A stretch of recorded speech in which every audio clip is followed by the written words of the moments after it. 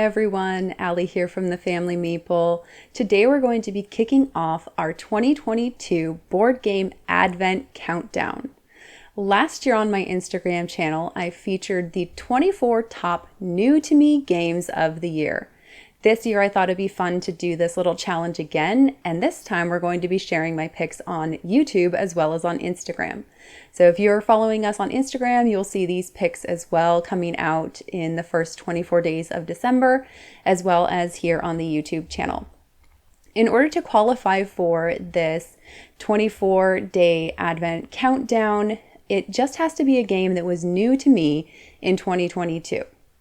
I actually don't play a ton of games from the current year when I'm playing games throughout the year. I have played some from 2022 and there will be a few on the list that you'll see, but I definitely don't play enough games from the current year by December to give you a full list of even probably a top 10 games of best of the year.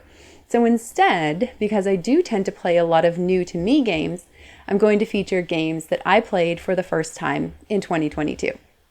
The game could be from this year, or it could be from any year in the past. It's just, again, something that I played for the first time this year. To give you an idea, in looking at my board game stats, I played 98 new games to me this year. So again, there's a lot of games that I played this year that I had a ton of fun with and absolutely love, many of which actually have made their way into my collection this year, but we're only going to be talking today about the top 24. Before we get started, I do want to give one quick shout out, honorable mention to Blackout Hong Kong by Alexander Pfister. This is a game that I played in December of 2021 for the first time.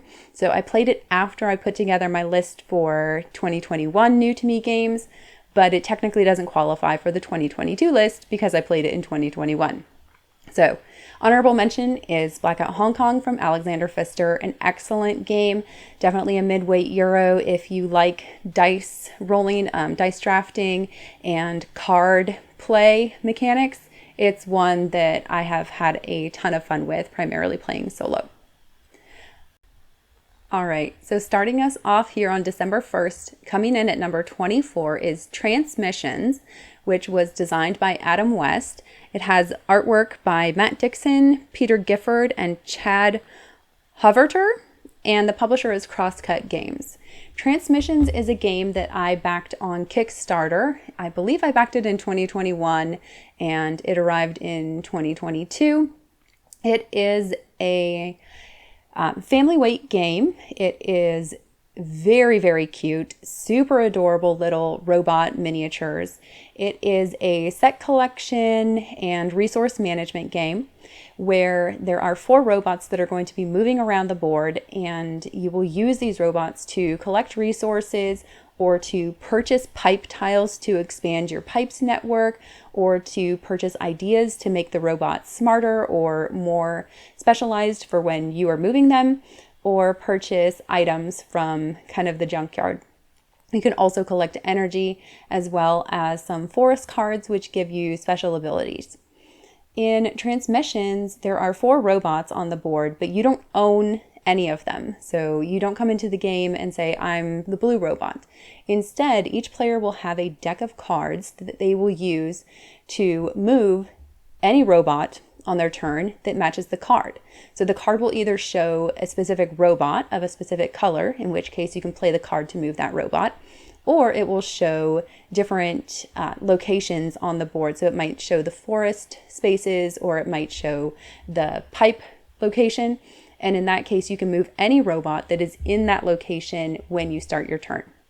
So in this way, you're going to be moving the robots around the board, and by the time it gets back to your turn, the robot that you were planning to move may have been moved somewhere where you don't want it. Each of the robots moves a different amount based on the setup for the player board. So some of the robots can move 2, 3, or 4 spaces on their turn, but you can also modify this by purchasing ideas and adding it to that robot's location on your personal player board. The game will play out over a series of rounds until the end game is triggered. There's a couple of ways that you can trigger the end game, but primarily it's when the ideas, the items, or the pipe tiles run out.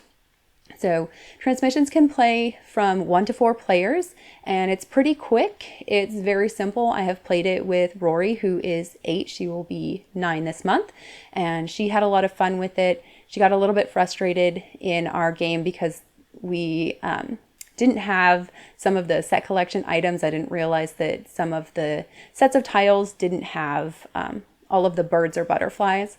So that can be frustrating, but once we know that, that's easily solved.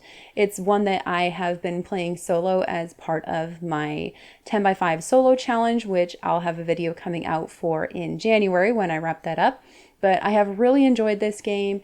It is super light and breezy, but still offers a lot of really great decisions to be made. And like I said, the robots are super cute, and I really have found that this game is one that is enjoyable to pull out to play with either family or solo as well. So that is my number 24 for 2022, Transmissions. All right, so I hope you guys will join us back tomorrow when we cover the next game from this series, and stay with us all the way up until Christmas Eve for our first number 1 pick for the Advent Countdown, my favorite game from 2022. Until then, please feel free to like and subscribe this video if you enjoy this content, and follow us on our other social media channels, including Instagram, Facebook, and Twitter.